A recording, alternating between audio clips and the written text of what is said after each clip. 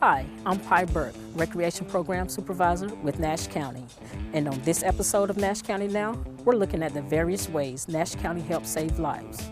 From emergency services, bringing a patient back from cardiac arrest, to celebrating our social workers who pick people up when they're at their lowest. You're watching Nash County Now.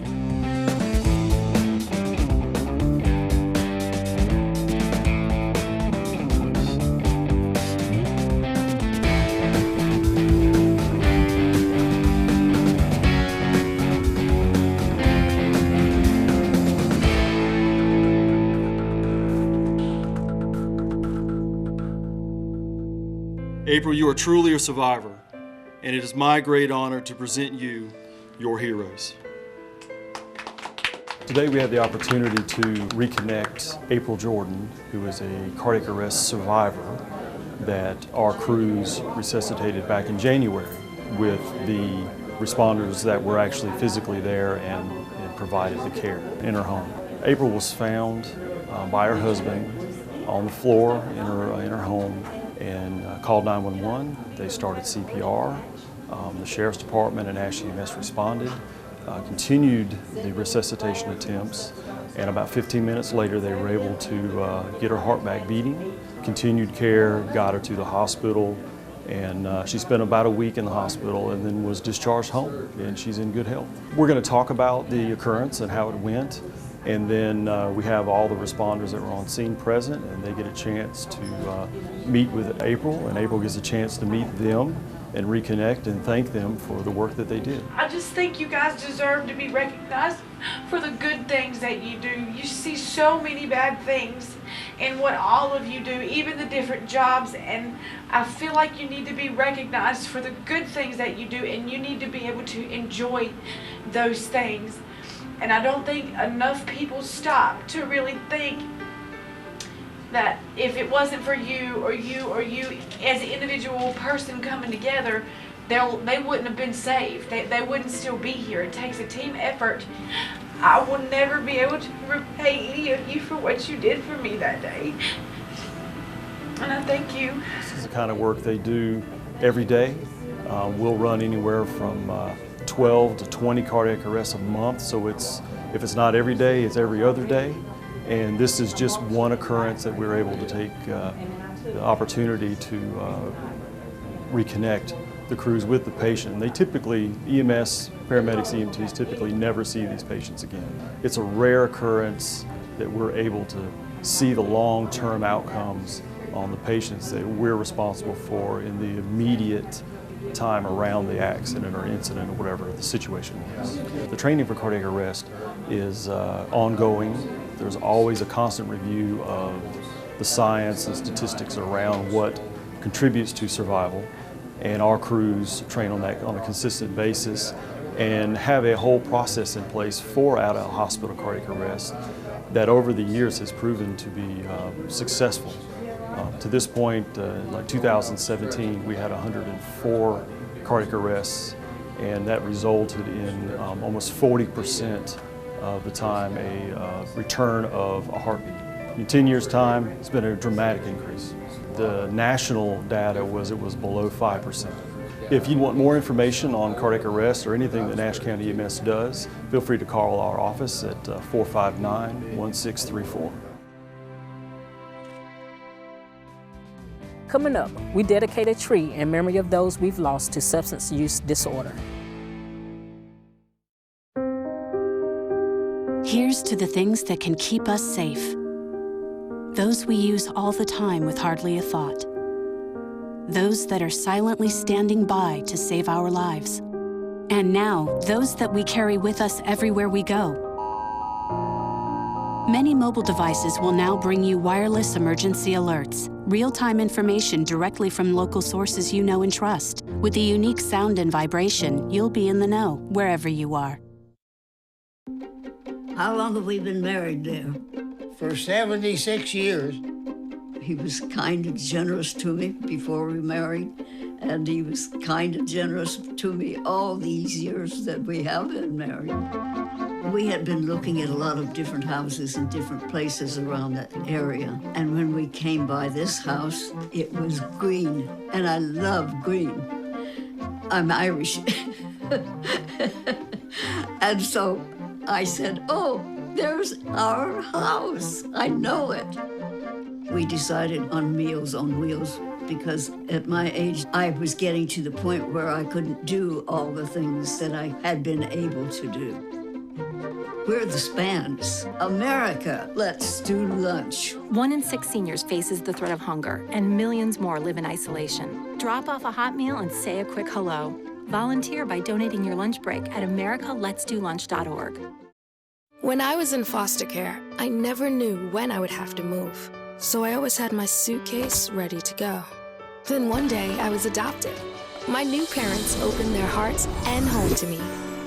My parents cook my favorite breakfast for me every morning. My parents take me on trips I never thought I would go on. They gave me a home and an even better reason to use that suitcase. My parents aren't perfect, but they're perfect for me. The opioid crisis that our country is dealing with hasn't left Nash County untouched. We have 2 local groups working hard to save lives from this epidemic. And whereas both CARE and HOPE initiatives have been serving the residents of Nash County for just over 2 years, and therefore be it resolved that the Nash County Board of Commissioners does hereby support the dedication of a tree to be planted in the Nash County Arboretum today, March 23rd, 2018, in recognition of 2-year anniversary of the CARE and HOPE initiatives, in recognition of those who have lost their lives to a substance use disorder. We are at the Nash County Agricultural Center at the Arboretum to do the tree dedication honoring the HOPE initiative, the CARE initiative, and those that have lost their lives to a substance use disorder. Back in February of 2016, the HOPE initiative was kind of born, and it's an angel program that helps individuals that are seeking recovery to get into treatment for their substance use disorder. And we were part of the coalition that the county started as well, and so we're very appreciative of the county being very supportive of both of those programs. Individuals come into the police department and we get them into treatment by first taking them to the hospital, and then we follow up with them with our transitional care social worker at Coastal Plain Hospital when they go through detox, and then we get them placed somewhere in long-term treatment. We had started seeing a huge spike in the number of overdose deaths from heroin and fentanyl in and around the country, and then we were trying to get ahead and be proactive down here in Nash County, and so that's why we're doing it. HOPE launched in February 2016.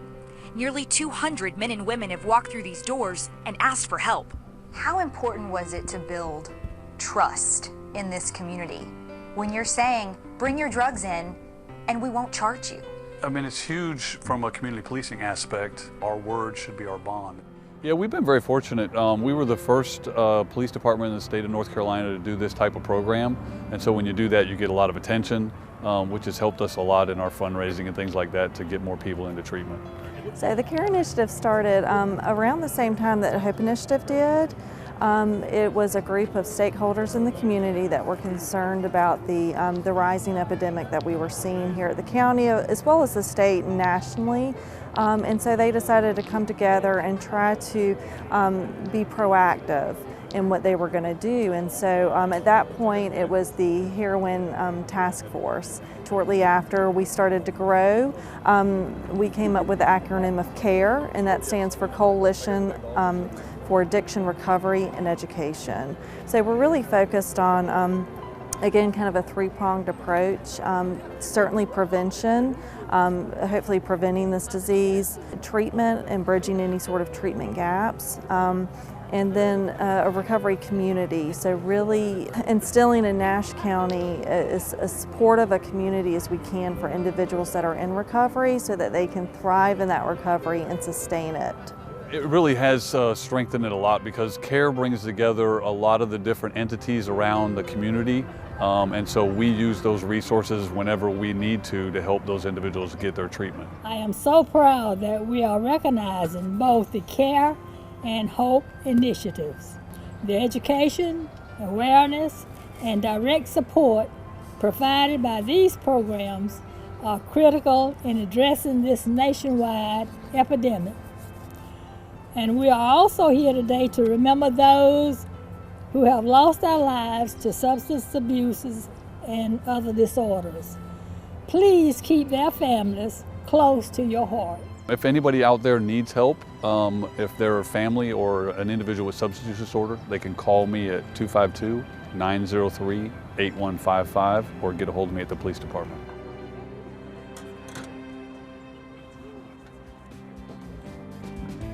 Coming up next, we celebrate Social Work Month. What to expect when you're expecting a teenager. Today we're talking about how to wake up your teen, and this works literally every time.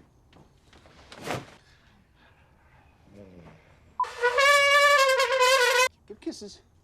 Give kisses. You heard how loud I heard. It wasn't you. Yeah. It was the... Is that bacon? You don't have to know it all to be a perfect parent. Thousands of teens in foster care will love you just the same.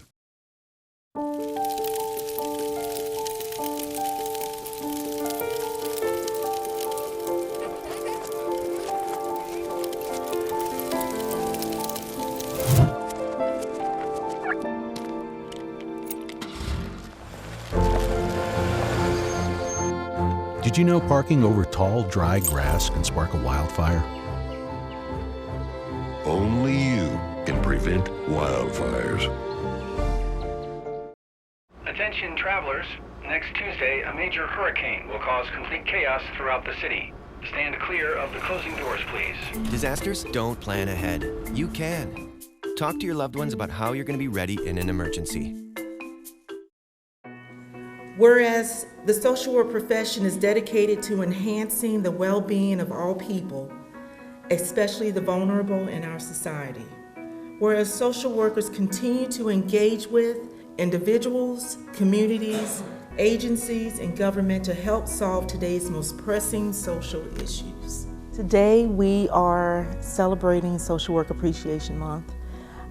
Every year in March, the profession of social work comes together and we celebrate each other. A lot of times people have a negative image of what social work people do and who we are. And it's important for us to be able to come together, talk about the good that we actually do. So celebrating today, we have social workers from the Department of Social Services, which includes adult services, work first and daycare social workers, CPS social workers, foster care and adoptions, family support, which is the unit that I'm in. And we also have social workers from the health department that have also come over to help celebrate with us. William Hill came, he's the Director of Human Services for Nash County.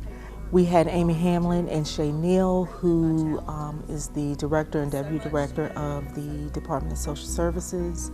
We had a video that we shared that highlighted the stories of the social workers that are employed with the county and their experiences and why they were brought to this profession and why they continue to stay in the social work profession.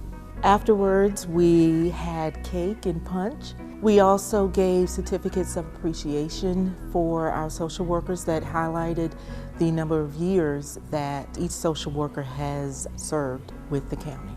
I think it's important to take the time and acknowledge each other in this profession. I think people do the best work when they feel appreciated. My challenge to you is always, always remember that every interaction that you have is an opportunity to positively impact the life of another. Be that someone who makes someone else look forward to tomorrow. I'm thankful for the opportunity to work with each of you, and I appreciate the sacrifices that you make every day while you serve others. Thank you all. That does it for this episode of Nash County Now. We'll leave you with scenes from our first day of athletics held at our new park in Castellia. Cody,